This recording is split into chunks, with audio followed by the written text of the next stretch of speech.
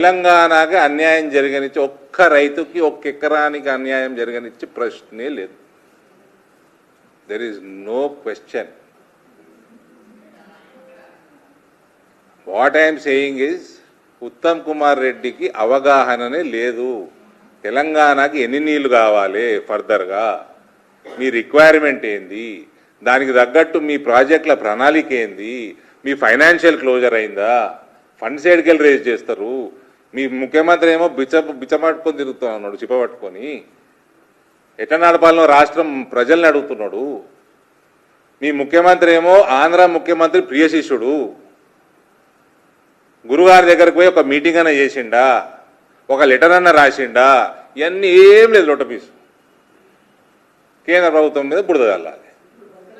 Bharatiya Janata party కేంద్ర ప్రభుత్వం అయినా ఇదైనా we will go as per the guide lines of CWC and hour both Godavari Krishna boards.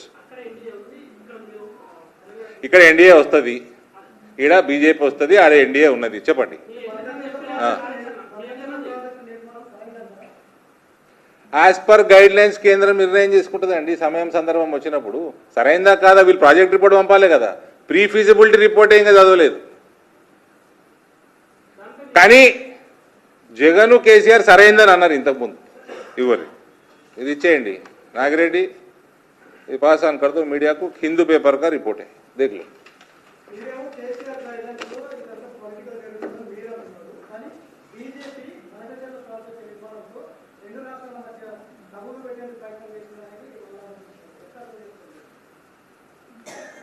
We will go, central government obviously will go as per CWC guidelines.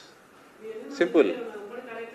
మేము ఈ 2 రాష్ట్రాలే నడుపుతలేమండి, 28 రాష్ట్రాలు నడుపుతున్నాం. ప్రభుత్వంలో ఉన్నా మ్యాక్సిమం మేమే ప్రభుత్వంలో ఉన్నాం. అసలు మీరిద్దరు కలిసి కూర్చున్నారా ఇలాంటి వరకు? ఆనాడు కేసీఆర్ జగన్ కూర్చున్నారు, ఇలా గురు శిష్యులు కూర్చున్నారా?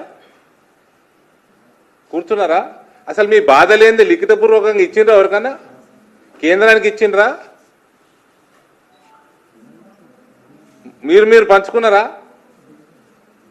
ఏమి ఇబ్బందులు రావచ్చో ఎక్స్చేంజ్ చేసుకున్నారా views?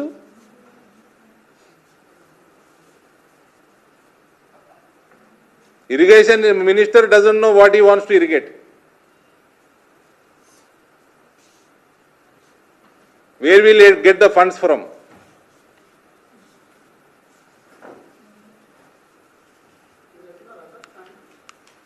Party will decide who to go, who will go.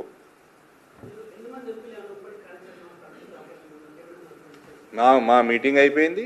కేంద్రం నిర్ణయం, మా పార్టీ హైకమాండ్ నిర్ణయం పెట్టుకు కిషన్ రెడ్డి గారు చెప్తారు, ఏం చేస్తారు. మేము మీటింగ్ చేసుకున్నాం ఆల్రెడీ.